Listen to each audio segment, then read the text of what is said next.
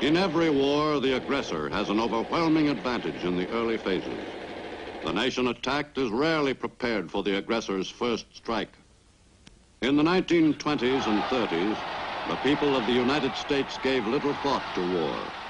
The nation was geared completely to the pursuits of peace. But in 1940, the picture changed abruptly, and a year later, peace was only a memory.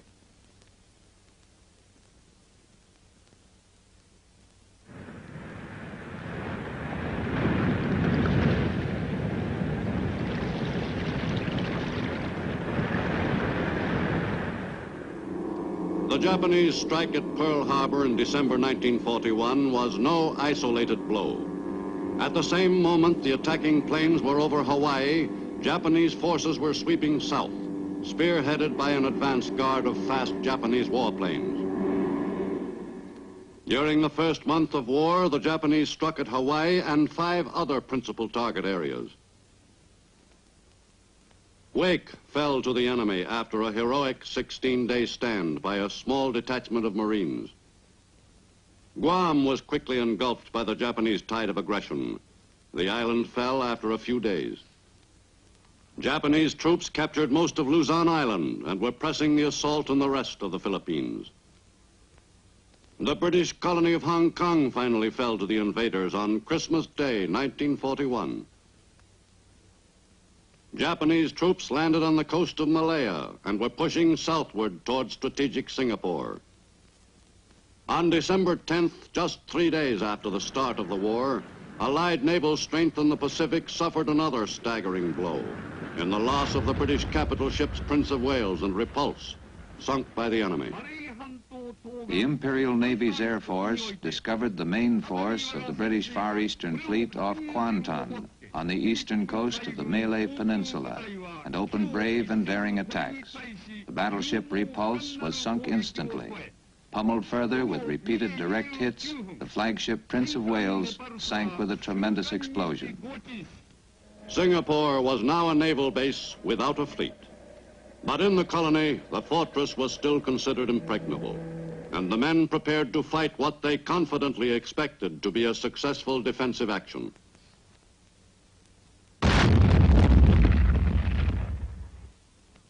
Morale in Singapore had dropped after the loss of Britain's 2 great warships. But it was still optimistically felt that even if the Japanese somehow succeeded in approaching Singapore, they could never take the island. This faith in Singapore's defensive strength soon led to a feeling of complacency. In the Dutch East Indies, defense preparations were somewhat more complex, since the island chain extended more than 1,500 miles. Native troops formed the principal garrison force. Most of the men were hastily trained in defensive techniques.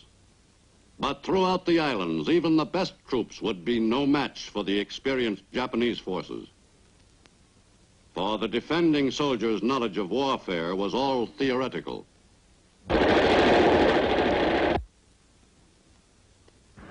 The Japanese pattern of conquest called for an ambitious series of coordinated strikes and invasions before the Allied forces had a chance to recover from their initial shock. Even before December 8th, Japanese units were en route to invasions of the rich countries of Southeast Asia and the islands offshore. The success of these attacks depended to a large extent on the element of surprise. In the early morning of December 8th, Japanese troops headed for shore at a number of points along the coast in the northern part of Malaya. Thus, from beachheads several hundred miles north of Singapore was the campaign against that fortress begun.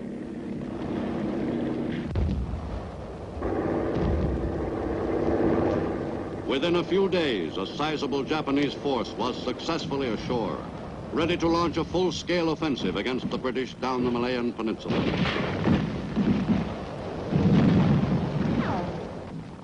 Additional Japanese troops moved southward into Malaya across the border from French Indochina, which Japan had occupied earlier, and from Thailand, which surrendered on December 8th. The advance down the peninsula to Singapore, 580 miles from Malaya's northern border, was made over rugged terrain. Japanese units encountered resistance by the defenders in the north of Malaya. But under the weight of the Nipponese attack, resistance weakened and the invaders gained ground quickly.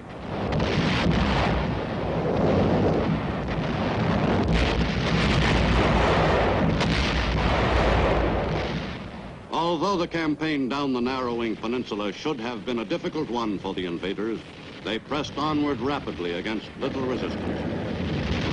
The Malayan campaign was one of the most successfully fought actions in the series of Japanese assaults in December 1941. Within 3 weeks, Japanese forces had seized all of Malaya, south to a front less than 100 miles above Singapore, in the state of Johor. In Malaya, Japanese adeptness in tropical fighting triumphed over a defensive force ill-prepared for that kind of battle. Beginning on December 8th, Japanese planes regularly bombed Singapore, the prize of the Malayan campaign. The Jap bombers had a relatively easy time of it, as the Allies had no sufficient force of fighter planes in the area to combat the attacking bombers. Singapore became a prime target for Japanese air attacks, which had the desired effect in softening the city's defenses. In addition to physical damage, the attacks also achieved a lowering of morale among the defenders. The British in Singapore had not succeeded in becoming acclimated to the raids, and the Japanese took full advantage of their air superiority to pound the city without letup. Meanwhile, 1,400 miles northeastward, the British colony of Hong Kong became an early Japanese target. On December 8th, Nipponese troops advanced into the British-leased territory on the mainland, across from Hong Kong Island. 6 divisions made the attack against determined but ineffectual resistance on the Kowloon Peninsula. With the British territory on the mainland completely won, the Japanese turned their attention to Hong Kong Island. After a siege of 16 days, the invaders forced a surrender and took over control of Britain's great Far Eastern port city. With the capitulation of Hong Kong on Christmas Day 1941, the last major port into free China was lost. Lack of manpower was the key to the fall of Hong Kong, and the Japanese troops had their assignment made still easier by a poorly organized defense of the island stronghold. On Malaya, the campaign entered its final phase. In early February 1942, Japanese troops pushed across Johor Strait and entered Singapore, the supposedly impregnable fortress. The invaders pressed the attack. In their final heavy offensive, the Japanese took a considerable number of prisoners who had never expected that this unpalatable situation could ever come to pass. On February 15th, the British defenders indicated that they were prepared to discuss negotiations toward a surrender. Led by Lieutenant General A.E. Percival, commander of the British force, and escorted by a Japanese officer, a British delegation proceeded to the Ford building to talk terms with Lieutenant General Tomoyuki Yamashita, commander of the Japanese forces. Yamashita, the famed Tiger of Malaya, was anxious to get on with the business at hand. The British asked for time before deciding officially whether to agree to Japanese terms. But Yamashita refused to give an inch. His terms were immediate, unconditional surrender. The British wanted overnight, or at least a few hours, to consider the demand. Yamashita remained firm. Either the surrender would be made there and then, or Japanese troops would resume the attack. In the face of this ultimatum, the British commander capitulated. With Malaya on the point of being entirely won, the Japanese pressed on to other fields for conquest. From newly won bases, Nipponese planes took off and headed south on February 14th, one day before the fall of Singapore. The Japanese planes, carrying a cargo of troops, crossed the Strait of Malacca and were soon over the Dutch East Indies. Near Palembang, Sumatra, the planes disgorged their human cargo. This airborne invasion was made at a point where defending forces expected an attack. The Japanese objective was to overrun the rich Sumatran oil fields and then rapidly to seize the entire island. The spearhead units were soon reinforced until the total Japanese force numbered some 100,000 troops. Large areas of Sumatra were quickly seized, and with the surrender of Java on March 9th, Japan announced the complete conquest of the Dutch East Indies. Japan's program of aggression had extended its control to the very shores of Australia, only a few hundred miles from forward Japanese bases. Quick to capitalize on that proximity, Japanese planes again headed south as the advance force in the familiar pattern of conquest. On the morning of February 19th, 1942, a Japanese air striking force crossed the sea separating the Indies and Australia. The Aussies had their first intimation of the attack when the lead planes were spotted over Bathurst Island, just off Australia's northern coast. The first warning was sent at 9:37 a.m. By then, a large formation of enemy planes was crossing over Bathurst. The Air Raid Spotters Filter Center went into action at once and relayed the vital information relating to the plane's course to the Royal Australian Air Force. The RAAF sprang quickly to the defense of the port city of Darwin.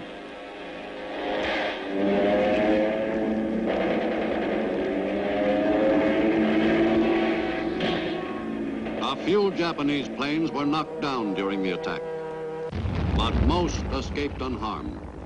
A total of 90 Japanese planes made the raid on Darwin, 72 of them bombers.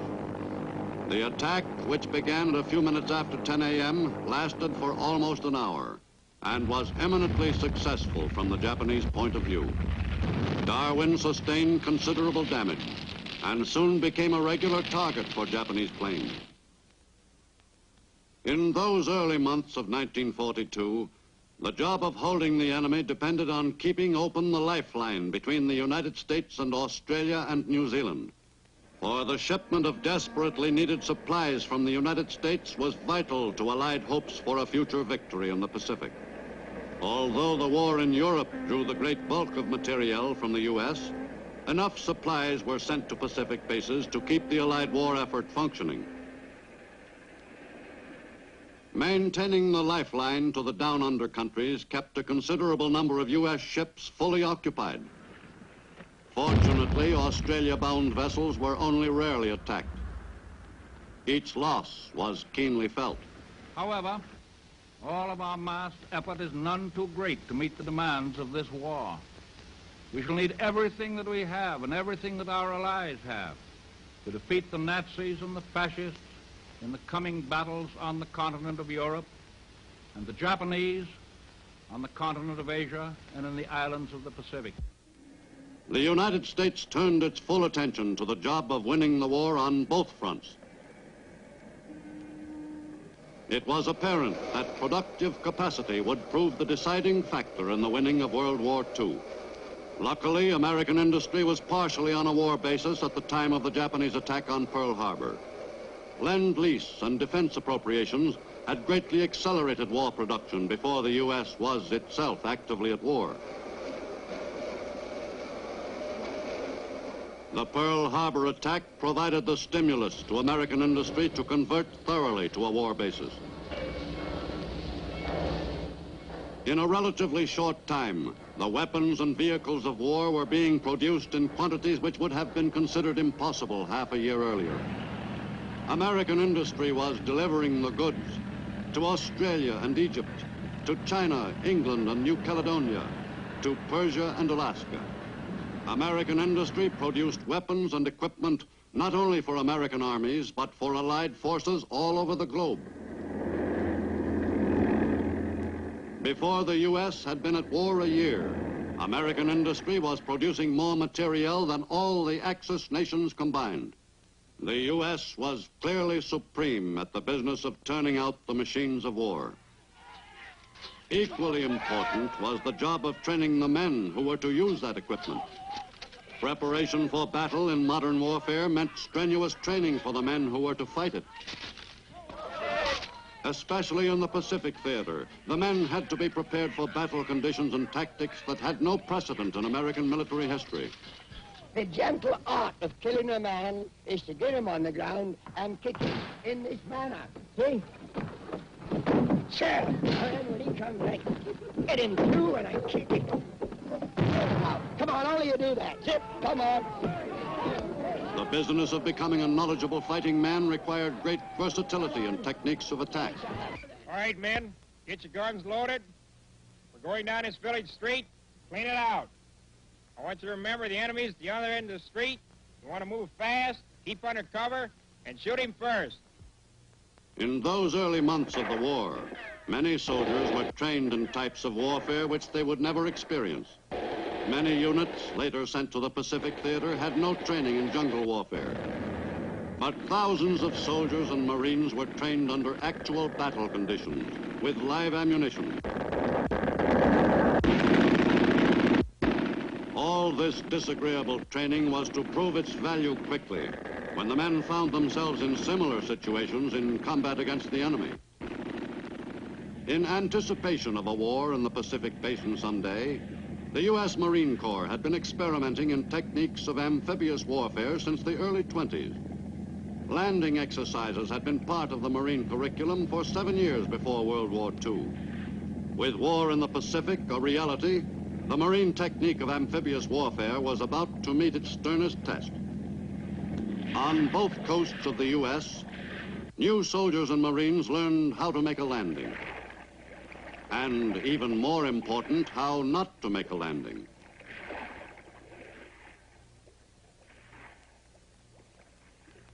It took a while for the rough edges to be knocked off the boots, but the intensified training program turned out troops ready for action. In command of the men who were destined to seize the offensive in the first Pacific invasion were generals with a thorough groundwork in amphibious warfare. Men like General Alexander Vandergrift, soon to be commander of the 1st Marine Division. Marine training also stressed close air support of ground forces in all large-scale tactical exercises. Vehicles designed especially for use in amphibious operations were beginning to come off the production line. Though no one knew for certain in early 1942 just how the Japanese planned to defend their island fortresses, America's invading forces were well prepared for almost any eventuality. The time was approaching when freshly trained U.S. troops would help defend the free world against the aggressors. The day will come. It will come when British and American armies march into countries not as invaders, but as liberators. And when from the soil there spring up in passionate hope and valiant effort the peoples who have been held down under a cruelest of barbarian yoke. The U.S. Navy had embarked on a new program of building up its strength before the attack at Pearl Harbor plunged the U.S. into war in the Pacific. For Navy leaders realized that if the U.S. were to become involved in World War II, her Navy must be prepared to wage effective warfare with vessels which could outmatch anything an enemy could put afloat. On that basis, America's new Navy was developed. After Pearl Harbor, the reinforcement of America's badly crippled Pacific Fleet was of top priority urgency. While the U.S. Navy fought a holding action in the Pacific during the early months of 1942, production was rushed on new ships, among them new carriers, from whose decks American planes would carry the fight to the enemy. Before many months passed, the Navy's score with the Japanese would be pretty well settled.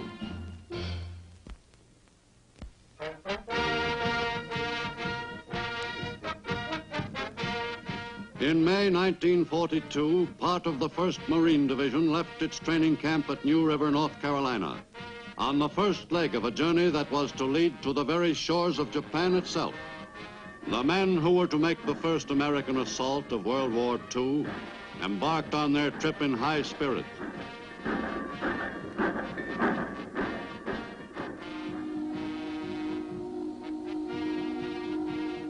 On June 22nd, 1942, units of the 1st Marine Division left San Francisco, and the men took a long last look at the Golden Gate Bridge. For several weeks, their ship was to be home to the men of the 1st. The convoy headed west, bound for a destination known only to the brass. They weren't telling, but everyone on board had his own private hunch. Wherever it was, the men knew who would be there to greet them, and they prepared carefully for that occasion. All the men on board had been looking forward to that day for some time. Occasionally, the trip had its lighter moments. On many ships, ceremonies were held at the court of King Neptune on the day the equator was crossed. Those who were making their first crossing were initiated into the fraternity of shellbacks. Finally, the convoy prepared to put into the port of a friendly nation. From there, the last leg of the trip would soon be started. For many of the men, this was their first sight of foreign soil. Most of them had never expected to see a country as remote as New Zealand. The 1st Marine Division arrived at Wellington in mid-1942, and the stage was set for the launching of the first counterblow at the enemy. To the division's commanding officers, speed was a most vital consideration, for they were soon to find that they had only a few weeks in which to toughen up the assault troops in final training, to stage a rehearsal of the planned attack, and to complete the 7-day trip to the enemy-held island, designated as the objective to be seized. In Australia, as well as New Zealand, vital supplies from the U.S. were beginning to arrive in somewhat greater quantity. As the all-out attack against the enemy was mounted, the down-under countries were to grow into large bases, from which the fighting men in the forward areas would be supplied. With American troops firmly established on Australia and New Zealand, the enemy threat against the two dominions diminished considerably.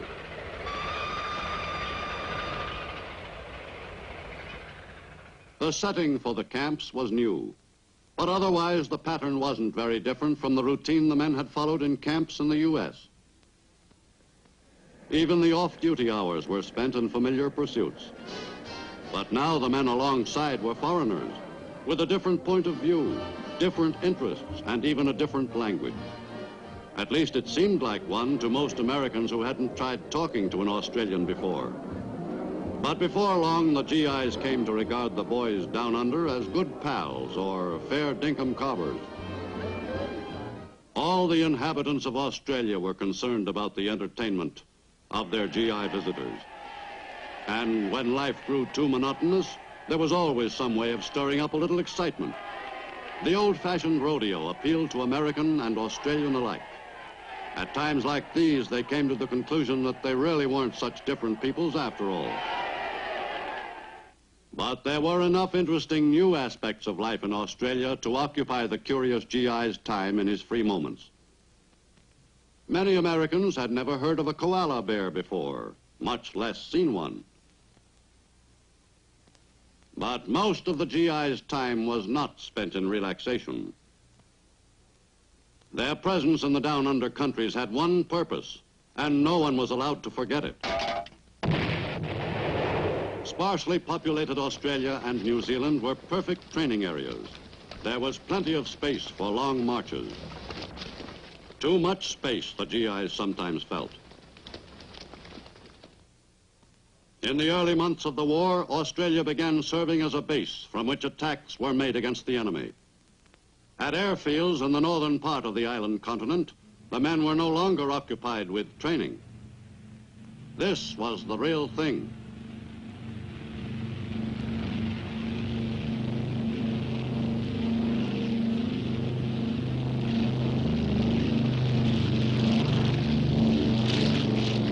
U.S. pilots kept the Japs in New Guinea off balance in those first bleak months of war. But these raids were only moderately harassing to the enemy.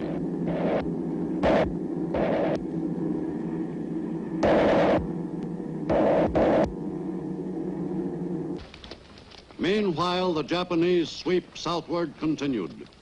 In the Philippines, invaded on the day of the Pearl Harbor strike, The Japanese consolidated their early gains and set about seizing control of all the island.